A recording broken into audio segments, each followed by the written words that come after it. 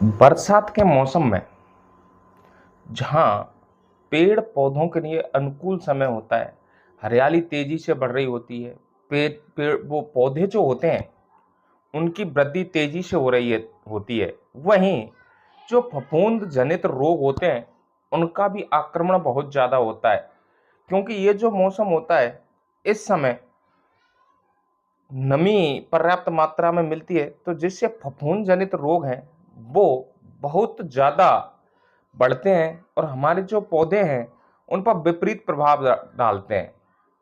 क्योंकि लगातार नमी, लगातार बारिश, अत्यधिक नमी के कारण जो फफूंद है वो अच्छी तरह से पनपती है और ऐसी स्थितियों में फफूंद जनित रोग लगने का जो खतरा है बहुत ज़्यादा रहता है। तो किसान भाइयों, जब कोई फफूंद जनित रोग हमारे पौधे में आ जाता है तो उसके जो परिणाम होते हैं वो बहुत खतरनाक होते हैं। इससे क्या होता है कि जड़ सूख जाती है, जड़ों का गलना, फूल व पत्तियों का झड़ना, बहुत सारे ऐसे कारण बन जाते हैं जिससे हमारी जो फसल है या फिर हमारे जो पौधे हैं वो नष्ट होने लगते हैं। तो किसान भाइयों, ऐसे में किस प्रकार के फंजीसाइडों का प्रयोग किया जाए और सटीक जो फंगस पर सटीक प्रहार करने वाला जो फंजीसाइड है उसी का प्रयोग करना, ये हमारे किसान के लिए बहुत बड़ी बात हो जाती है। तो किसान भाइयों, इस चीज को हमें सबसे पहले समझना होगा कि कौन से फफूंद पर किस प्रकार के फंजीसाइड का प्रयोग करना है। ऐसे में फंजीसाइड का सही समय पर और सही विधि से प्रयोग करना बहुत ही आवश्यक होता है। यह न केवल फसलों को रोगों से बचाता है बल्कि उनकी वृद्धि, वानस्पतिक जो वृद्धि होगी उसको भी बढ़ाता है। इसी के साथ साथ उत्पादकता, गुणवत्ता और उसके जीवन काल को भी बढ़ाता है। तो किसान भाइयों, यही कारण है कि मानसून मानसून के मौसम में जब बारिश का मौसम होता है तो उस समय जो फफूंद जनित जो रोग होते हैं वो बहुत ज्यादा अटैक करते हैं। तो किसान भाइयों, फंजीसाइड का प्रयोग कृषि, बागवानी, फूलों की खेती, वानिकी एवं अनाजों के भंडारण में भी करना पड़ता है। तो किस प्रकार से और कौन कौन से फंजीसाइडों का प्रयोग करना है, तो सबसे पहले समझने की बात यह होगी कि फंजीसाइड है क्या। तो अब बात करते हैं कि फंजीसाइड है क्या। फंजीसाइड एक रासायनिक और एक जैविक पदार्थ है जो रसायनों को मिलाकर भी बनाया जाता है, कुछ प्रकृति के द्वारा भी तैयार हो जाता है। और जो फफूंद है वो कोश के उसकी कोशिकीय प्रक्रिया को बाधित कर उसकी वृद्धि को रोकता है, चाहे वो जैविक फंजीसाइड हो चाहे वो रासायनिक फंजीसाइड हो। रोकथाम और उपचार दोनों में उपयोगी है। ये जो फंजीसाइड होते हैं ये फफूंद को रोकते भी हैं और ऐसा भी उनका परमानेंट ट्रीटमेंट भी कर देते हैं। तो अब बात करते हैं कि फंजीसाइड के कार्य क्या है। फंजीसाइड क्या क्या कार्य करते हैं।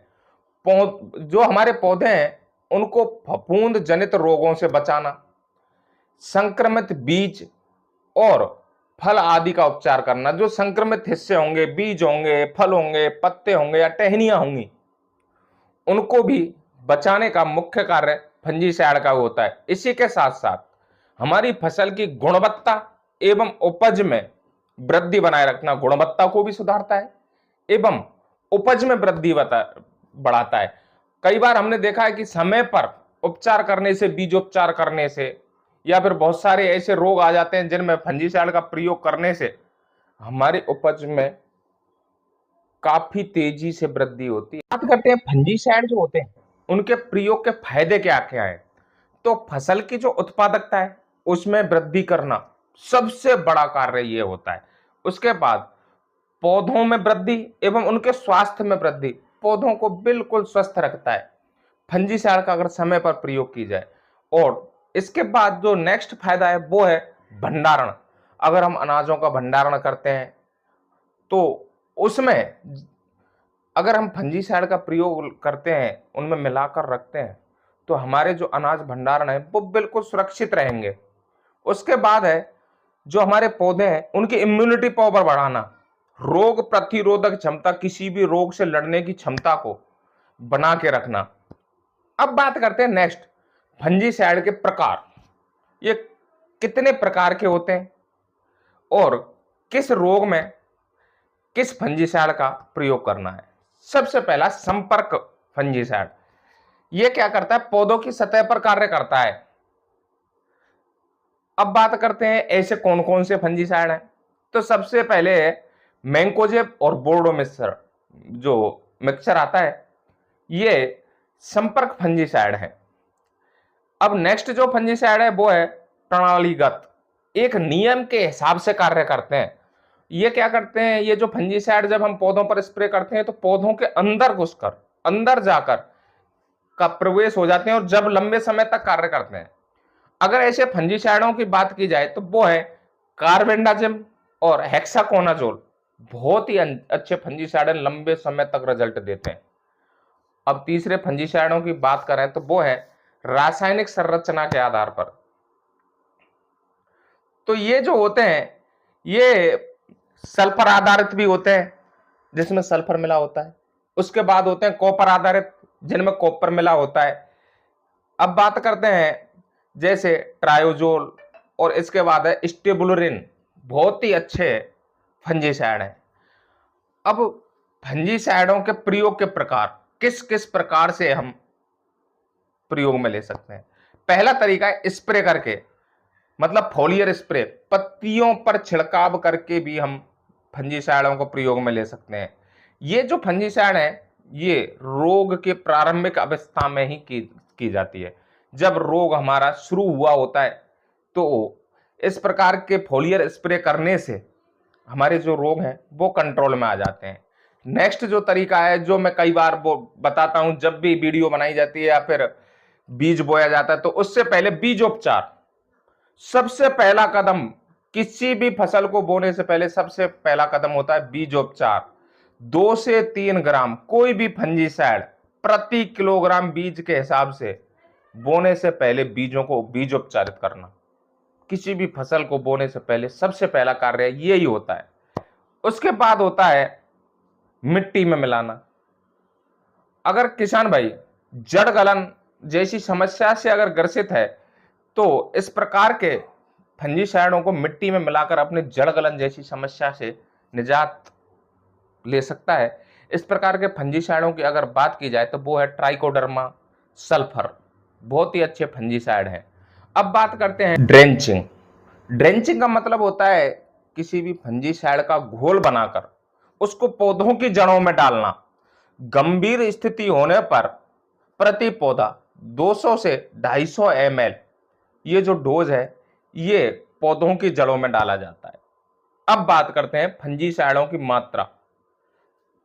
मात्रा प्रति लीटर पानी में किस प्रकार से हमें तैयार करने हैं, कौन कौन से फंजीसाइड हैं जिनकी मात्रा हमें रखनी है। अब बात करते हैं जब किसी भी रोग के आ जाने के बाद रोकथाम के लिए हम मैंकोजेब को प्रयोग में लेते हैं, जो 2 से 2.5 ग्राम प्रति लीटर पानी में डाला जाता है। नेक्स्ट फंजीसाइड है जो आंतरिक रोग जो होते हैं उनके लिए काम में आता है कार्बेंडाजिम। 1 ग्राम से 1.5 ग्राम प्रति लीटर पानी में डाला जाता है। तीसरा, पत्तियों में जो रोग आते हैं, पीलापन आता है, मतलब फफूंद जनित जो रोग होते हैं, उनके लिए हेक्साकोनाजोल 1 ml प्रति लीटर पानी के हिसाब से डाला जाता है। अब फलदार फसल, जैसे फलदार जो पौधे होते हैं उनके लिए क्या करना है, कॉपर ऑक्सीक्लोराइड COC 2.5 ग्राम से 3 ग्राम प्रति लीटर पानी में मिलाकर स्प्रे करना होता है।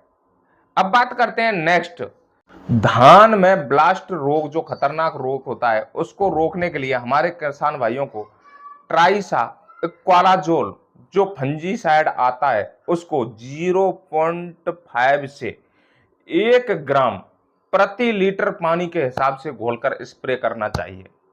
अब नेक्स्ट बात करते हैं लीफ स्पॉट, रस्ट जो रोग होते हैं उनके लिए प्रोपिकोनाजोल जो फंजीसाइड आता है वो 1 ml प्रति लीटर पानी के हिसाब से लेकर अपनी फसलों पर स्प्रे करना चाहिए। नेक्स्ट, अंगूर, नींबू, आम, इनमें बोर्डो मिक्सर जो आता है वो 1% प्रति लीटर पानी में घोलकर स्प्रे करते हैं। नेक्स्ट है जैविक।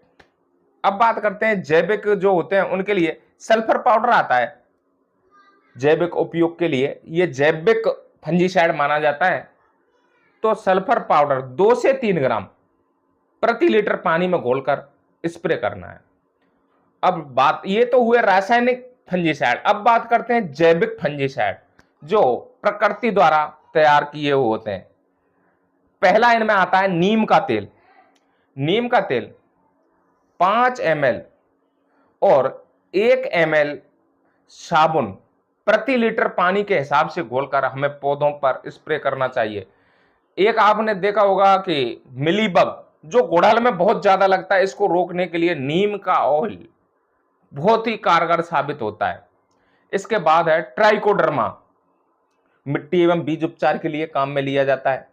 इसके बाद है छाछ का स्प्रे, ये नॉर्मली मिल ही जाता है। किसान अगर ढंग से इसको बनाकर स्प्रे करे तो बहुत ही अच्छा फंजीसाइड का कार्य करता है। इसके लिए किसान भाइयों को 200 ml छाछ को 800 ml पानी में मिलाकर स्प्रे करना चाहिए। अगर किसान इसमें नीम की पत्तियां मिलाकर एक लंबे समय तक रखने के पश्चात अगर स्प्रे करता है तो बहुत ही अच्छे रिजल्ट मिलते हैं। इसके बाद है हल्दी प्लस राख, ये मिट्टी में मिलाने से भी हमारे फंगसों का खतरा कम हो जाता है क्योंकि हल्दी एक बहुत ही अच्छी फंजीसाइड होती है। इसके बाद करते हैं लहसुन, अदरक और मिर्ची, इन तीनों का अर्क निकालकर अगर किसान स्प्रे करता है तो ये भी एक अच्छे फंजीसाइड का कार्य करते हैं। अब बात करते हैं जिस चीज के फायदे होते हैं उसके नुकसान भी होते हैं। फंजीसाइड के दुष्प्रभाव, नुकसान क्या क्या हो सकते हैं। पौधों पर अगर बात की जाए तो इसमें पत्तियां झुलस सकती हैं अगर निश्चित मात्रा से ज्यादा अगर किसान स्प्रे करता है। फल व फूल गिर सकते हैं। मिट्टी पर क्या होगा, जब हम फंजीसाइडों का प्रयोग करते हैं तो किसान के मित्र कीट जो हमारे किसान की मिट्टी की सेहत को बरकरार बनाए रखते हैं, उनकी सेहत पर एक बुरा प्रभाव पड़ सकता है। जो किसान के मित्र कीट हैं वो मर जाते हैं और इससे क्या होता है कि पर्यावरण भी प्रदूषित होता है। हमारे किसान भाई आसानी से जानते होंगे कि अगर ये जो फंजीसाइड है गलती से अगर पानी में अगर डाल दिए जाएं तो हमारा जो पानी है वो दूषित हो जाता है।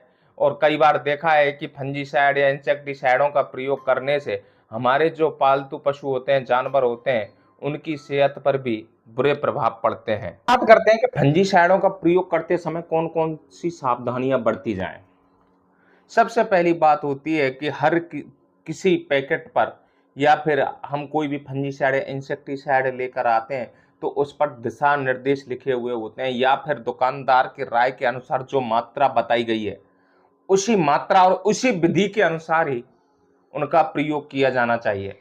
छिड़काव करते समय मास्क, दस्ताने और चश्मे का प्रयोग अवश्य करना चाहिए, नहीं तो हमारे जो किसान है उसकी सेहत पर भी बुरे प्रभाव पड़ सकते हैं। और वर्षा एवं तेज धूप में कभी भी किसी भी फंजीसाइड या इंसेक्टिसाइड का प्रयोग नहीं करना चाहिए। एक बार में एक ही फंजीसाइड का प्रयोग करना चाहिए क्योंकि मिलाकर फंजीसाइडों का प्रयोग करने से बुरे प्रभाव मिल सकते हैं किसान की सेहत को भी और पौधों पर भी। इसके बाद बात करते हैं बच्चे एवं पालतू जानवरों से हमेशा दूर रखना चाहिए। जिस भी फसल पर उसका स्प्रे किया गया है उसके किसी भी अवशेष को पशुओं को नहीं खिलाना चाहिए। और इनका स्टोर करते समय ठंडी जगह और सूखी जगह का सिलेक्शन करना चाहिए। और अगर किसान भाइयों किसी भी फंजीसाइड का प्रयोग कर रहे हो तो कृषि विशेषज्ञ की सलाह के अनुसार ही उसका उपयोग करना चाहिए। अब बात करते हैं स्थिति के अनुसार सर्वश्रेष्ठ फंजीसाइड कौन से हैं। अब बात करते हैं रोकथाम। किसी भी रोग की रोकथाम के लिए मैंकोजेब और बोर्डो मिक्सचर जो आता है वो बहुत ही अच्छे फंजीसाइड हैं। इसके बाद किसी भी फंगस की रोकथाम करने, इलाज करने के लिए हमें साफ पाउडर जिसमें कार्बनडाजिम प्लस मैंकोजेब आता है उनका प्रयोग करना चाहिए। जैविक खेती करते समय हमारे किसान भाइयों को ट्राइकोडर्मा, नीम का तेल, लहसुन, सल्फर, हल्दी, इस प्रकार के जैविक जो फंजीसाइड होते हैं उनका प्रयोग करना चाहिए। अब बात करते हैं फलदार पौधों पर कौन से फंजीसाइडों का प्रयोग करना चाहिए। सबसे पहले करते हैं हम कॉपर ऑक्सीक्लोराइड। फलदार जो पौधे होते हैं उन पर COC का छिड़काव करना चाहिए। किसान भाइयों, ये बात हुई फंजीसाइडों के बारे में। तो किसान भाइयों, ये जरूर ध्यान में रखना चाहिए कि स्थिति के अनुसार, रोगों के अनुसार ही हमें फंजीसाइडों का प्रयोग करना चाहिए। और किसान भाइयों, ये जो वीडियो बनाई गई है, ये हमारे किसान भाइयों को फंजीसाइड जो होते हैं उनके बारे में संपूर्ण जानकारी बताने के लिए बनाई गई है। क्योंकि हमारा जो किसान एक भोला वाला किसान होता है, वो दुकानदारों की ठगी का शिकार होने के बावजूद बार बार उनके कहने पर नए नए फंजीसाइडों का प्रयोग करता है, लेकिन उसको रिजल्ट नहीं मिल पाता। अगर किसान सूझबूझ के अनुसार और इस वीडियो को समझकर किसान अपनी फसल में फंजीसाइडों का प्रयोग करेगा तो उसको बेहतर रिजल्ट मिलेंगे। और हमारे द्वारा जो सावधानियां बताई गई हैं उन सावधानियों का अमल करता है तो किसान भाइयों, मेरा मानना यह है कि अपने पालतू पशु और खुद की सेहत पर कोई भी दुष्प्रभाव नहीं पड़ेगा। क्योंकि कई बार हमने देखा है कि हमारे किसान भाई किसी न किसी कीटनाशक की चपेट में आने पर या फिर किसी फंजीसाइड की चपेट में आना कर मौत का शिकार हो जाता है। तो किसान भाइयों, अपनी सूझबूझ के अनुसार और स्वयं विवेक से ये फंजीसाइडों का प्रयोग करना चाहिए। तो किसान भाइयों, आपको ये वीडियो कैसी लगी ये हमें कमेंट सेक्शन में भेजकर जरूर बताएं। और किसान भाइयों, जिन भाइयों ने हमारा चैनल सब्सक्राइब नहीं किया है वो चैनल को सब्सक्राइब कर लें, बेल आइकन दबाना ना भूलें, जिससे हमारी वीडियो का नोटिफिकेशन समय समय पर आप तक पहुंचता रहे। और अन्य किसान साथियों तक जरूर शेयर करें। धन्यवाद।